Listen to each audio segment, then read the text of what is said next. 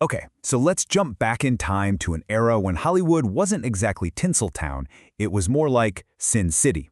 We're talking about a moral crisis that got so big, so out of control, that it threatened the entire movie industry. And it forced Hollywood to do something pretty radical: censor itself. This is the story of how and why that happened. To really get this, you gotta picture the early 1920s. The Roaring Twenties are kicking off. But for most of America, movie stars weren't just people on a screen. No, the perception was that they were living these wild, debaucherous lives. And that was turning into a huge problem for the studios. So before we get to the solution, this thing called the Hays Code, we really need to understand the scale of the problem. This wasn't just some bad press. For the movie industry, this was basically a 5-alarm fire. It all exploded with a few massive, high-profile scandals. I mean, in 1921, you have the superstar comedian Roscoe Fatty Arbuckle getting caught up in the death of an actress. Just a year later, a famous director, William Desmond Taylor, is murdered. And the case is still unsolved to this day. This stuff was way more than just tabloid gossip. It sparked this nationwide call for the government to step in and clean up the movies for good. And this, as you can imagine, absolutely terrified the studio bosses. They weren't just worried about their image, they were afraid of federal censorship. They knew that if they didn't police themselves, and fast, politicians were lining up to do it for them, and that could have just completely wrecked their entire business model. So what do you do in a crisis like that? Well, the industry came up with a plan. They decided to hire a total outsider, a kind of moral guardian, to be the public face of a brand new, squeaky clean Hollywood.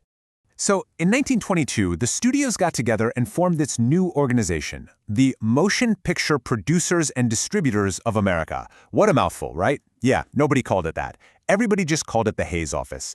And its mission was pretty simple: fix Hollywood's image. And, most importantly, keep the government's hands off their movies.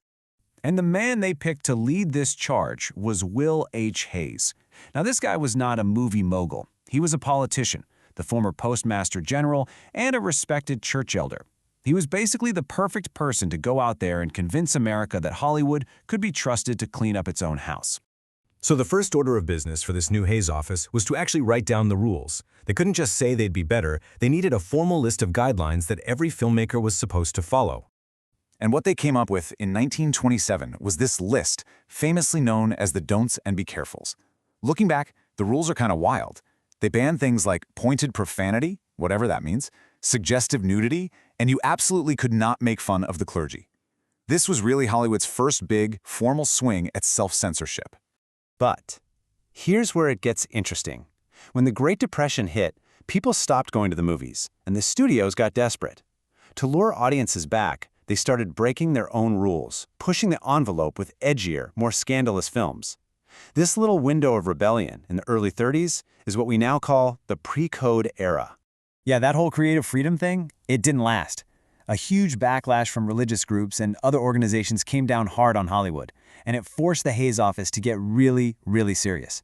The soft guidelines were thrown out, and a much stricter system, with actual teeth, was put in its place. And the change was like night and day. I mean, in the pre-code era, gangsters could be these cool, charismatic heroes. But after 1934, when the production code was really enforced, that was a definite no-go. The new rule was crystal clear. Crime never, ever pays, and the bad guys have to be punished by the time the credits roll. And the code got into every little detail of filmmaking. It's the reason why in all those classic movies, married couples are sleeping in separate twin beds. It's why kisses on screen could only last for a few seconds. They were literally timed. And it's why it was a massive deal when Clark Gable said, "Frankly, my dear, I don't give a damn," and Gone with the Wind. They had to get a special exemption for that line.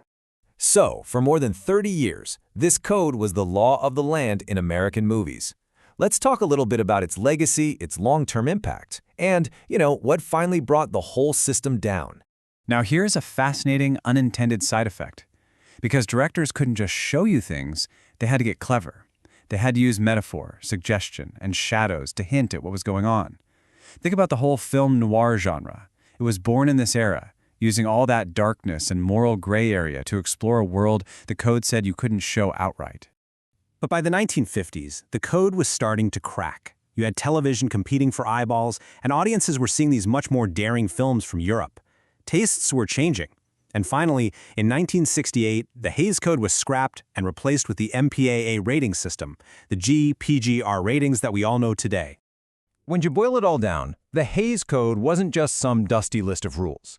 It was born from this fundamental tug of war between what artists want to create and what society, at a given time, considers acceptable. And you know what? That's a fight that is still going on. And that leaves us with the big question, the one that this whole story really brings to the surface.